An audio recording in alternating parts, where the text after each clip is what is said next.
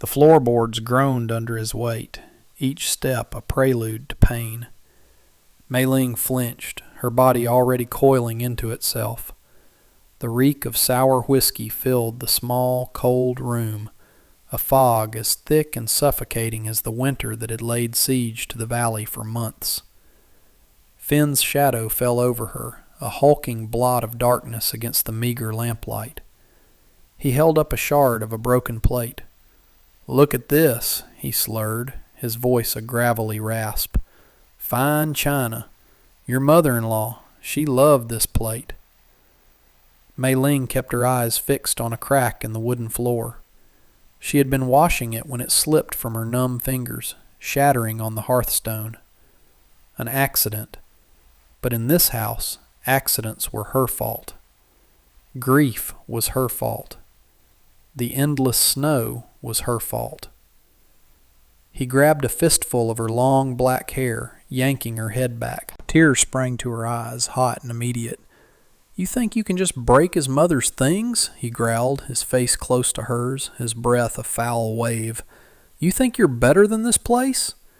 She said nothing. Words were useless. They only ever made it worse. Her silence enraged him more.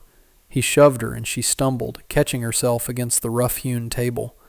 The worn fabric of her beige prairie dress, a relic from a life before this one, snagged on a splinter. He advanced, his hand raised, the knuckles white and scarred. The air grew thin, sucked from her lungs by a familiar, chilling terror.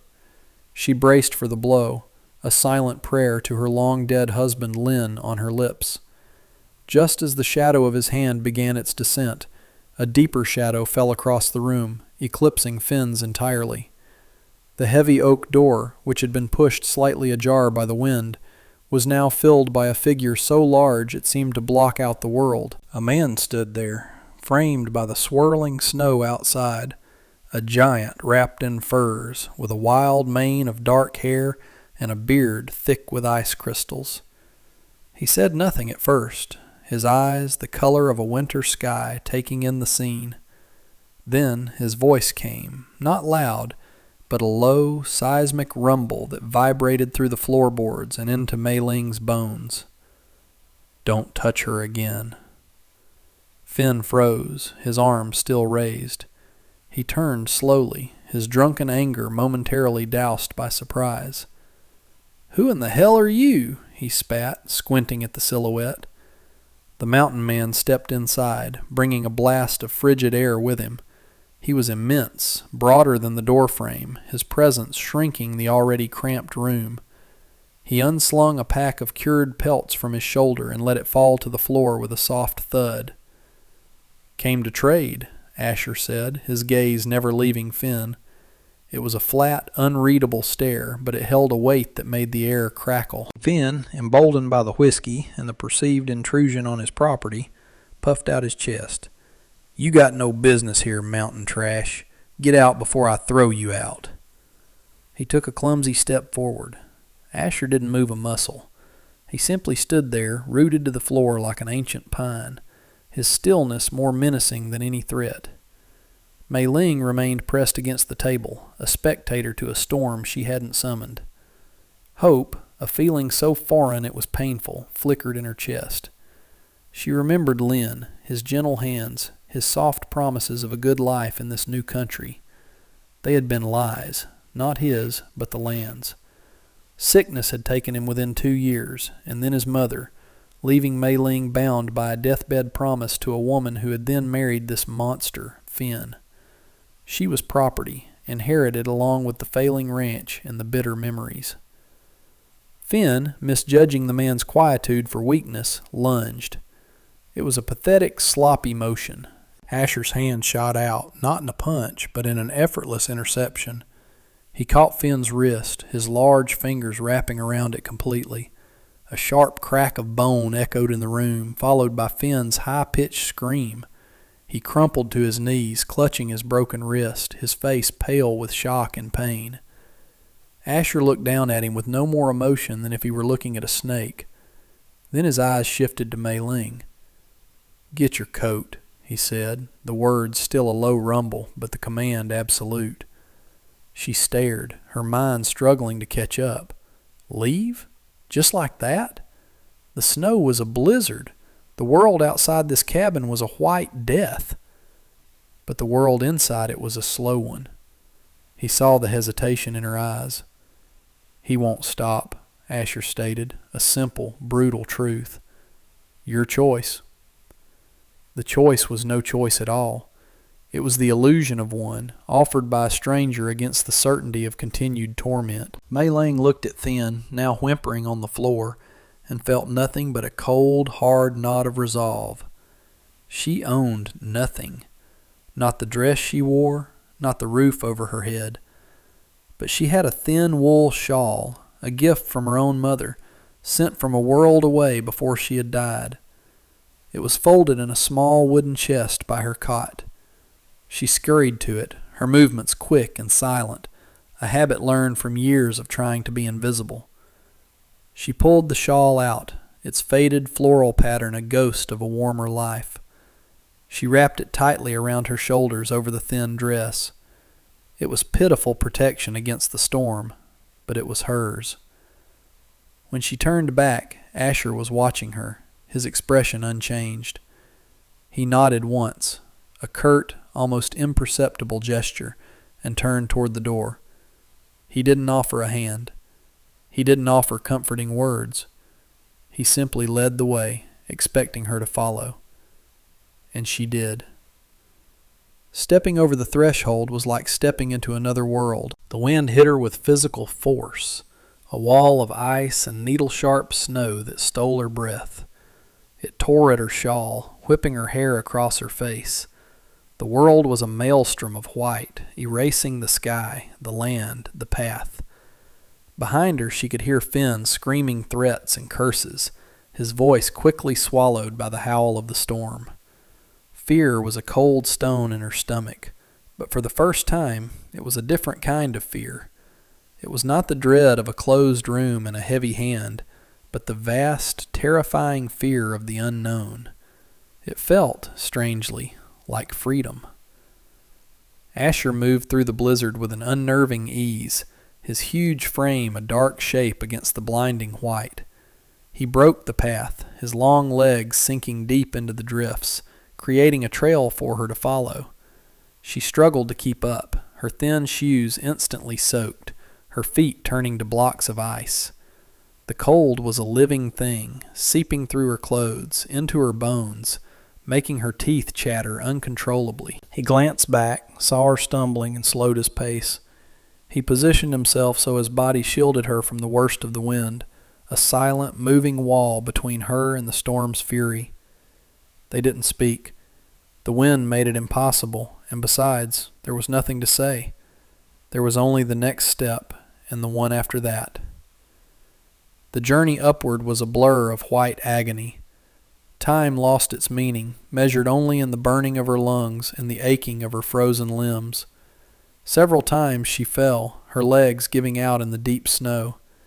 Each time, before despair could take hold, a large, fur-gloved hand would appear, pulling her back to her feet with surprising gentleness.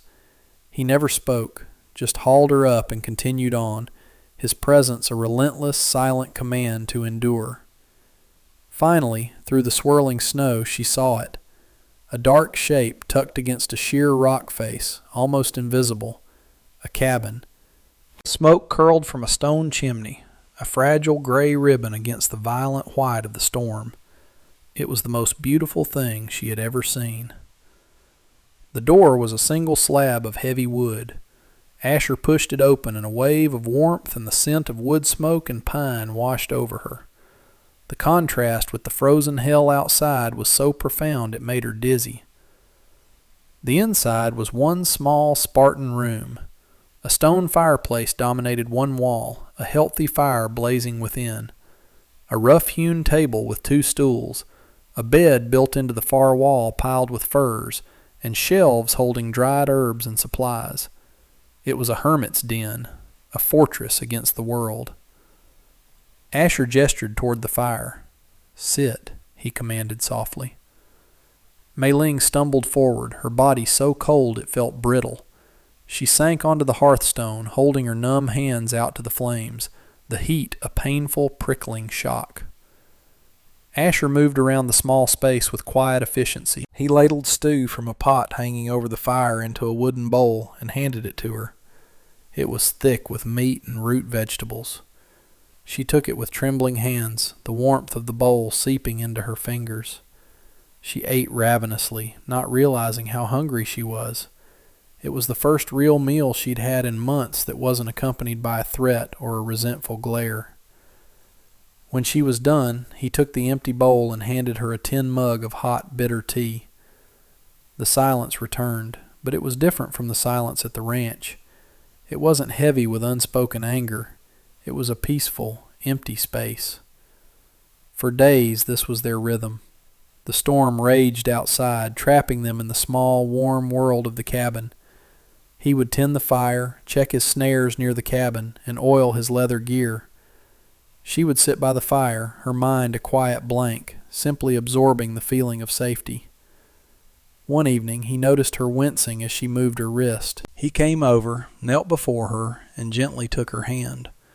The bruise Finn had left was a dark, ugly bloom on her pale skin. Without a word, he went to a shelf, took down a small jar of greenish salve, and began to gently rub it into her skin. His touch was incredibly careful, his massive, calloused fingers moving with a surgeon's precision. The simple, humane gesture broke something loose inside her. "Why?" she whispered, her voice hoarse from disuse. He didn't look up from his task. "A man shouldn't treat a dog that way," he said, his voice low, "let alone a person." It wasn't the whole answer, she knew, but it was a start. Weeks drifted by. The relentless blizzard eventually broke, replaced by a vast, silent landscape of deep snow under a piercingly blue sky. The world outside the cabin window was beautiful and deadly. Inside, a fragile truce had blossomed into a quiet routine. Mei Ling found herself mending his clothes, her small, neat stitches a stark contrast to his rough, functional repairs. He, in turn, would leave a piece of dried fruit or a strip of jerky for her by the fire when he returned from his trap lines. They spoke little, but a language of gestures and shared glances began to form. She learned the subtle shift in his posture that meant he was pleased with the day's hunt, and he learned that the slight downturn of her mouth meant she was thinking of a world she had lost. One afternoon, as the sun began its descent, casting long blue shadows across the snow, Mei Ling was stirring a pot of soup when she saw movement far below. Her breath caught in her throat. 3 figures, dark against the snow, were making their way up the mountain. Even from this distance, she recognized the bullish, determined gait of the one in the lead. Finn. A cold, familiar dread washed over her, extinguishing the small flame of peace she had so carefully nurtured. She ran to the door and dropped the heavy wooden bar into place, her heart hammering against her ribs. She was trapped. The sanctuary had become a cage. She heard their voices, carried on the thin, cold air. "I know you're in there, you little witch."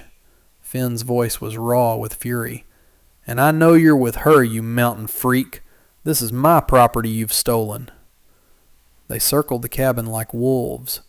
A rock hit the heavy shuttered window with a loud thud. Mei Ling shrank back into the corner, wrapping her arms around herself. Just as true panic began to set in, a shadow fell across the far window. Asher. He had returned, moving with the silence of a ghost. He put a finger to his lips, his eyes glinting with a cold, hard light she hadn't seen before. He hadn't come through the trees. He had come along the high rock ledge above the cabin. He slipped away from the window as silently as he had appeared. A moment later, a loud crack echoed from the woods to the east, like a large branch snapping. Then a shower of snow and rock cascaded down the slope to the west. Finn and his men yelled in confusion, their attention diverted. Asher was using the mountain itself as a weapon, creating phantom noises and small avalanches, making his presence seem everywhere at once. The men grew spooked, their city-bred nerves no match for the mountain's eerie tricks.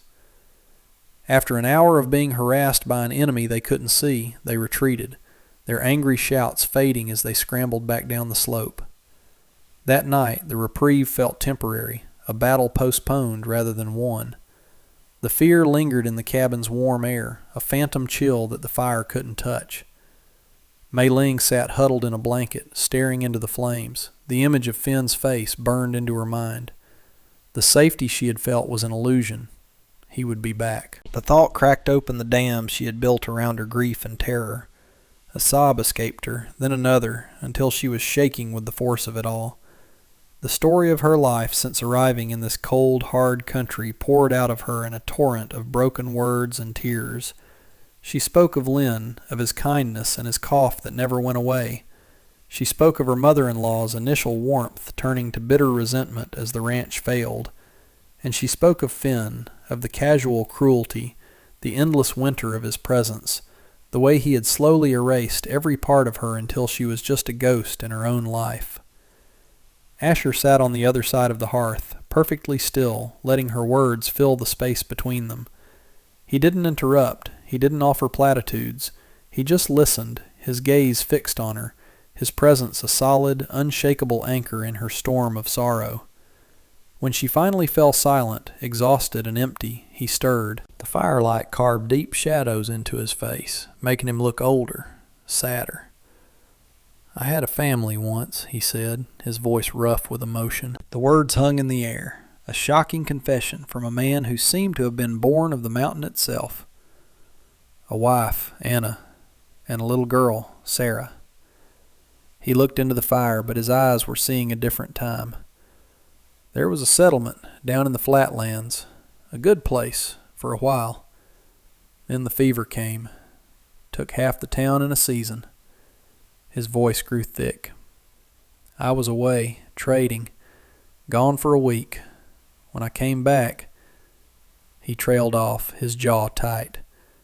"They were gone, both of them. I wasn't there." The guilt was a raw, open wound in his voice. "I couldn't save them, couldn't even hold their hands. So I came up here. I figured the silence was better than the remembering." He looked at her then, his eyes full of a shared, unspeakable pain. "But the silence doesn't work. It just gives the ghosts more room to walk." In that moment of shared loss, the barrier between them dissolved completely.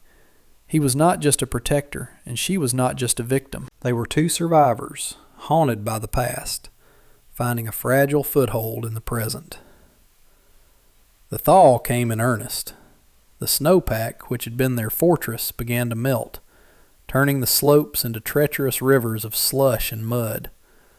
The danger from below grew with every dripping icicle.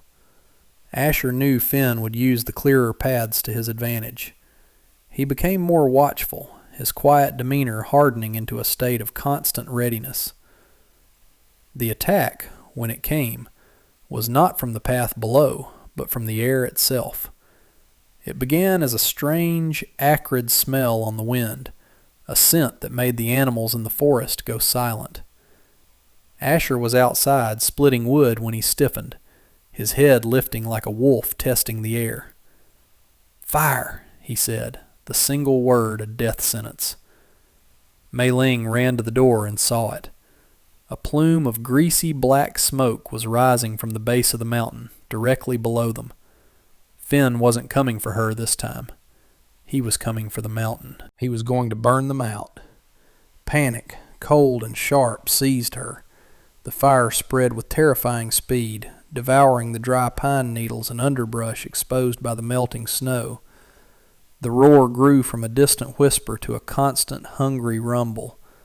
The sky, once a brilliant blue, turned a sickly orange, then a choking black. Ash began to fall like dark snow. "We have to go down," Asher yelled over the roar. "Now! Through it!" Their sanctuary was becoming a furnace. He grabbed a water skin and his axe, his movements economical and swift. He soaked a piece of cloth for her. "Keep this over your mouth." The heat was already intense, the air growing thin and sharp with smoke. They couldn't stay. They couldn't go up. The only way out was down, toward the man who had lit the pyre.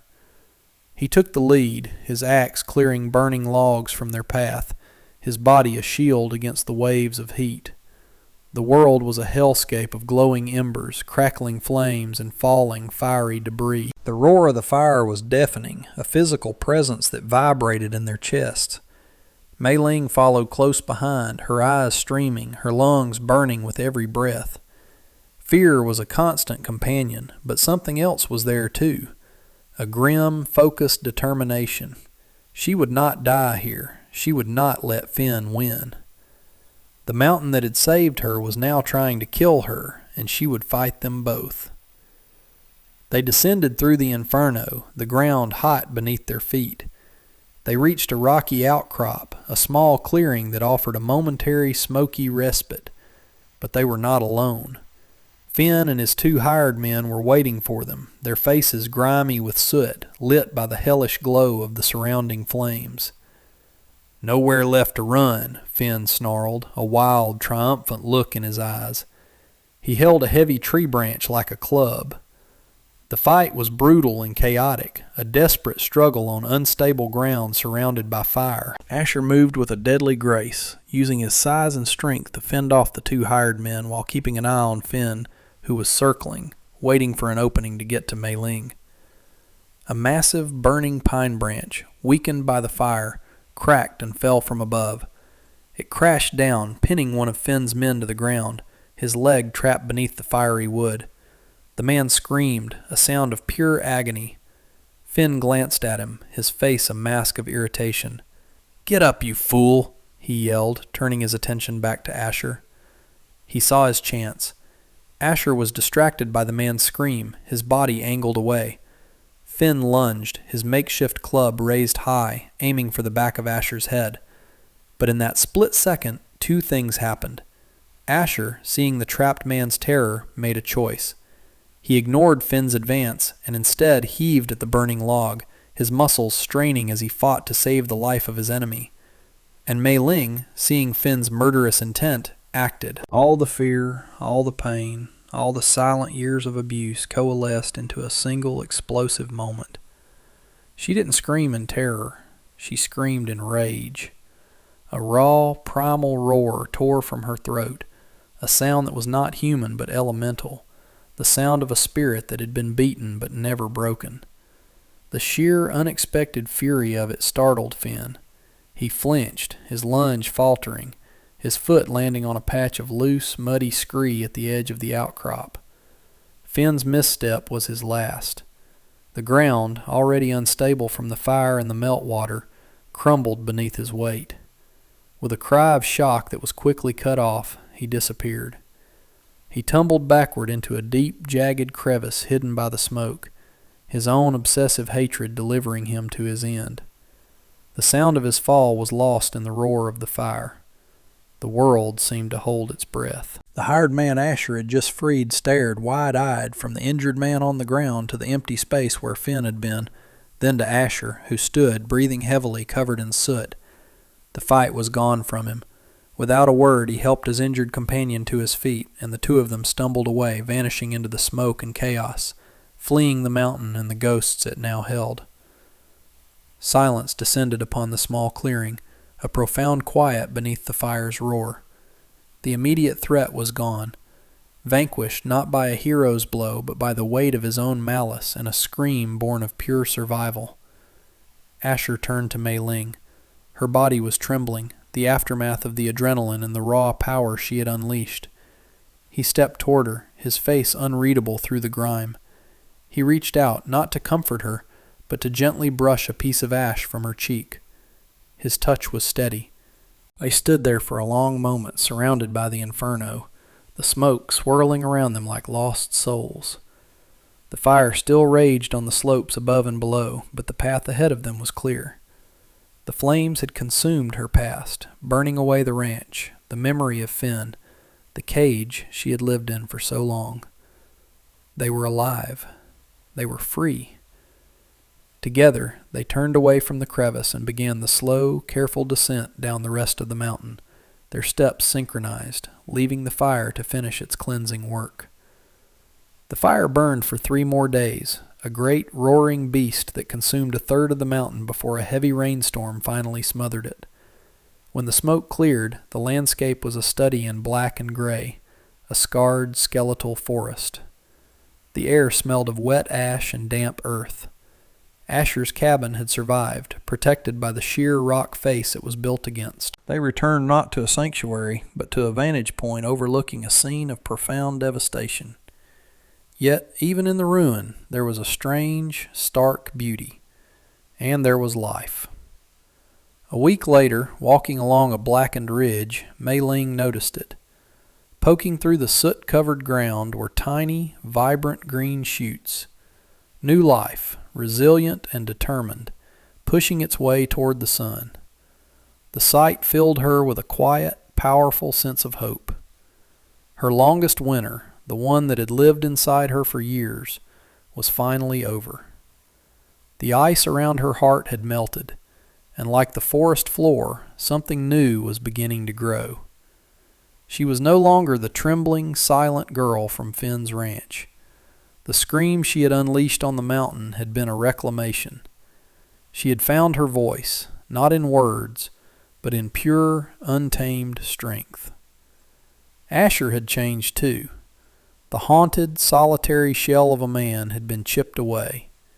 In saving her, he had begun to save himself. He no longer looked at the mountains as a place to hide from his ghosts, but as a place to live. He had found a reason to face the sunrise. They stood together on that ridge, the spring breeze clean and cool on their faces. They looked out not at the burned forest behind them, but at the vast green valley stretching out before them, a promise of open spaces and new beginnings. He reached over and took her hand. It wasn't the gesture of a rescuer claiming his prize, but of a partner seeking an equal. His large, calloused hand enveloped hers, a silent promise of shared strength. They didn't speak of the future. There was no need. The words would come later. For now, there was only the feeling of the warm sun, the clean air, and the solid presence of each other. They turned as one and began to walk along the ridge, their steps falling into a steady, easy rhythm, moving together toward the horizon.